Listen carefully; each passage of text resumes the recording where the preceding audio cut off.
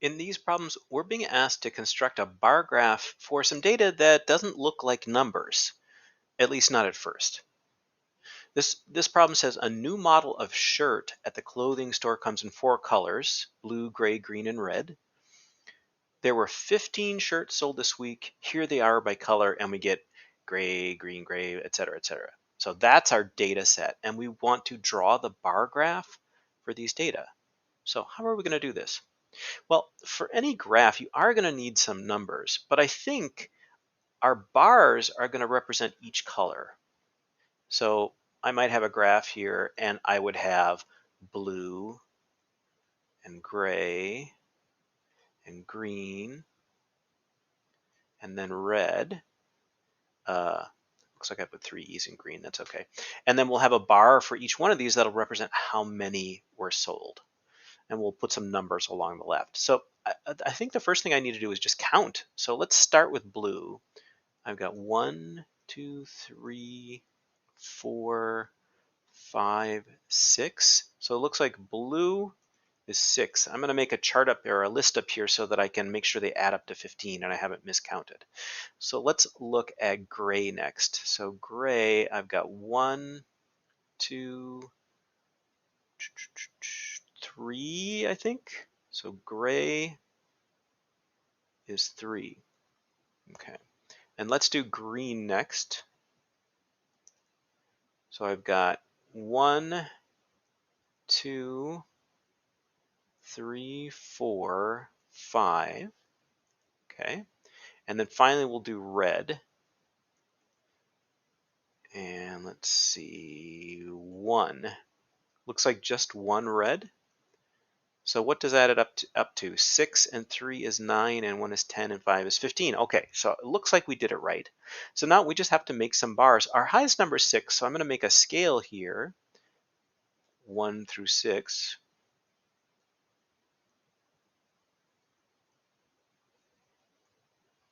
And then we'll draw in our bars. So blue is going to be the highest here.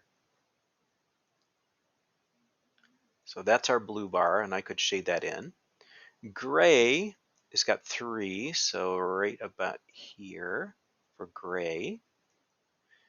And then green has got 5. So right here for green. So green's bar is getting a little thicker, that's okay. And then red's just got 1. So red's going to be down here. And that is my bar graph. I'm sure when you do it in Alex, yours is going to come out looking a lot neater than that. But you get the idea. Let's try one more for practice. This one says the drink booth at the school fair had these 5 types of drinks: root beer, iced tea, apple cider, lemonade, and orange juice. The 14 students from Mrs. Hernandez's class were asked which drink they ordered. Here are the results, and then the list: apple cider, root beer, lemonade, etc. And we want a bar graph. So we've got 5 types of drinks. I think that'll be what's on the bottom. And I'm going to abbreviate these. And I'm going to try actually this time to make them a little more even. So 1, 2, 3, 4, 5. So there's space for the 5 bars. And we're going to call them RB for root beer, IT for iced tea, AC for apple cider, LE for lemonade, and OJ for orange juice. Good. All right, and there are 14 students, so I'm going to make a little chart here and try to count these, and hopefully they'll add up right. So we're going to have root beer and iced tea and apple cider and lemonade and OJ. So we'll count the numbers. We'll start with apple cider here. So apple cider, 1,